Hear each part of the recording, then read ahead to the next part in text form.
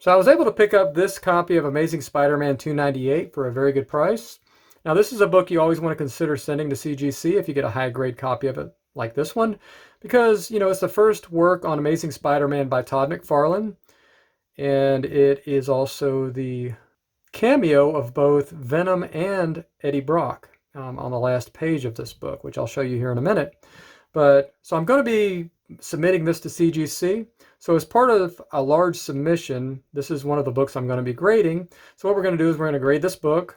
We're going to see what we think the grade would be after a clean and press. And then we'll see what happens when the book comes back from CGC, and we'll do a follow-up video. So if you want to see about this submission that I'm doing, I did a video about it, and you can just click the link above. I will also put it in the description for you. So let's just take a look at this book. It's obviously, just by looking at it, it's a high grade copy, right? It's glossy, corners look good, it's an overall really, really, really good shape, right? The colors are great on it. It's like there's no fading, absolutely none. So the way I grade comics is I usually will start by looking at the corners first. So we got a really sharp corner here on the top. Got a really sharp corner here on the bottom as well. You can see that is like pristine sharp right there. The edges, we take a look at those. So the bottom edge here, just kind of feel it with your finger. It's a good way to do it. I don't see anything there. Look at the top as well. And I don't see any kind of issues on the top either.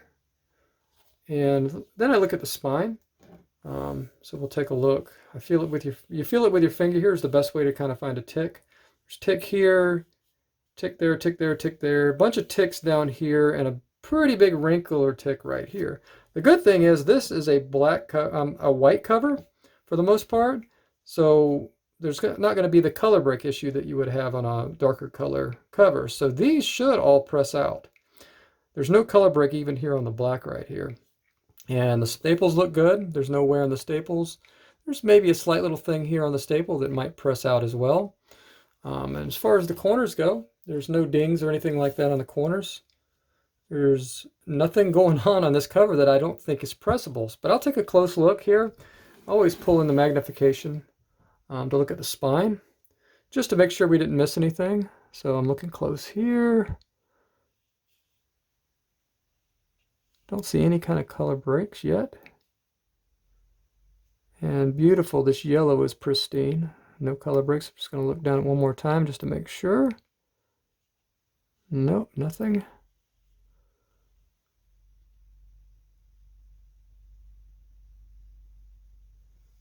And it looks like there might be a twinge of color break here, but if you catch it at different angles, it turns black again.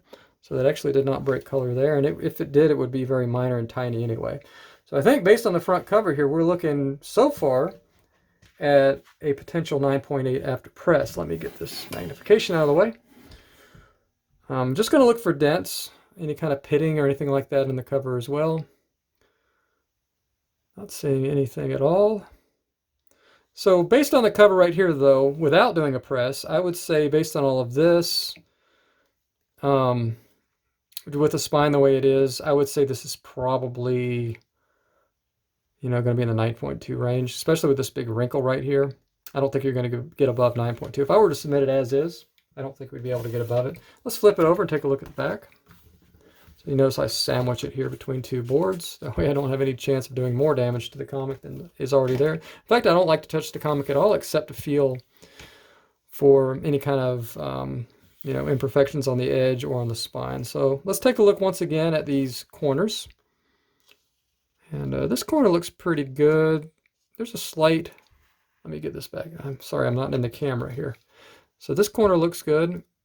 Looks like there could be like a slight, tiny, minute ding right there. Like there's a slight little bit of white I can see right there. But sometimes that happens when they just cut the book originally. So I wouldn't necessarily think that that's going to be seen as a defect. But we definitely want to document it. This corner here is pretty sharp. Looking at the edge, getting it in the light. Top edge as well. Let's get a better angle here. Not seeing anything on this edge. Bottom edge looks really good. And checking the middle. No dents, dings, anything like that. So we'll look at the spine. So we have a black spine here on the back. Now that is potentially going to cause some issues. So let me just eyeball it here. So I definitely see a bunch of ticks, just like the front, but on the back here, we've got a tiny little bit of color break here, here, here. You can really see this one. Even if you were to hang it on a wall, you'd be able to see this one. But fortunately, we don't hang comics with the backs facing out normally. So not really sure CGC's stance on that, whether they discount color breaks on the back. I don't know. I think I've seen it argued both ways. I think it would come into the, having these ticks here on the front is definitely worse than having them on the back, but we still count them as ticks. They're still defects. So I'm going to count them here. Without magnification, we've got 1. Just a minute, tiny one there. 2, 3, 4, 5, 6, 7, 8. 8 or 9 teeny tiny color breaking spine ticks that I think wouldn't press out. Of course, that's going to probably get us out of that 9.8 range, which I didn't expect this to be a 9.8 book. I'm not saying it was, but I think I would be hard pressed to ever think this could be a 9.8.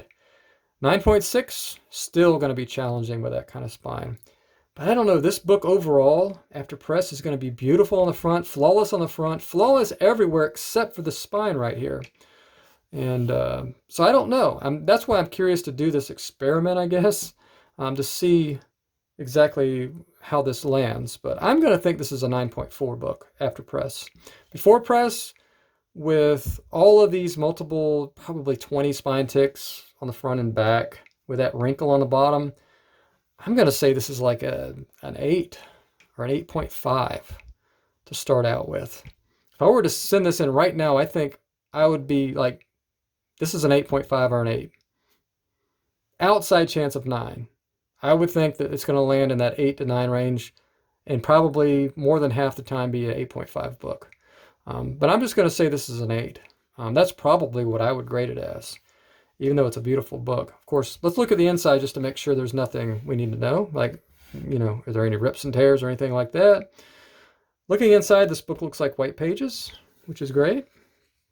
And we'll go ahead and take a look at this famous page right here, which if you guys don't have this book, you should at least get a reader's copy of it. This is one of my favorite stories. When I was a kid, I think I would have been, what year is this? 1987. I would have been 12 probably, maybe 13 when this book came out, or just about to turn 13. And I actually had the subscription to The Amazing Spider-Man, so I got this book in the mail.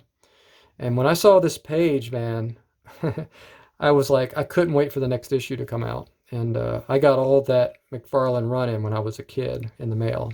So it was a pretty exciting time in comics. Anyway, but yeah, you can see here where this is Eddie Brock. We see his face a little bit. We see his back, so that's a cameo. But then you see the cameo of Venom right here. His hands turn to the Venom hands. So nobody ever says this is the first cameo of Venom.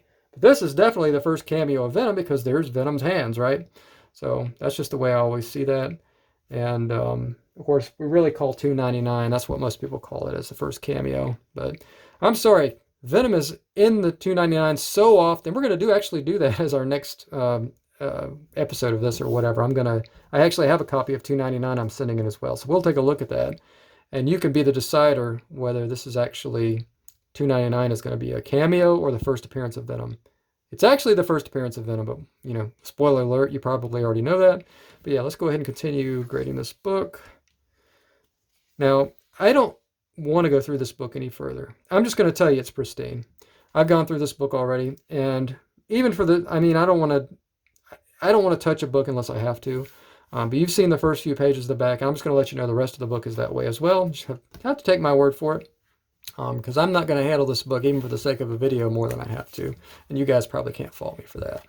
This is just one of those books that every Spider-Man collector has to have, and especially any person that likes McFarlane. But we'll carefully open this front page. You can see it's like just pristine white here. This is a beautiful book.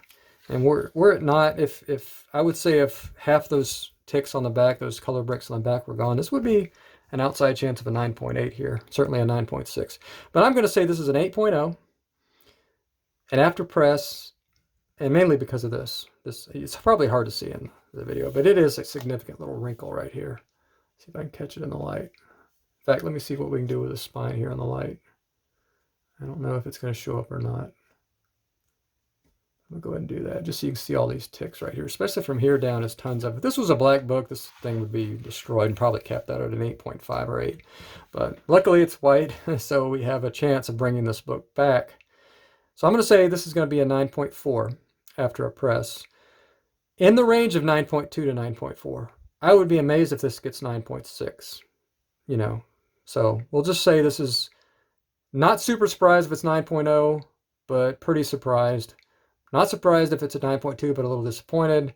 I think 9.4 is what this book should be after grading in CGC. So that's it for the video. Let me know what you thought. What do you think the grade of this book is?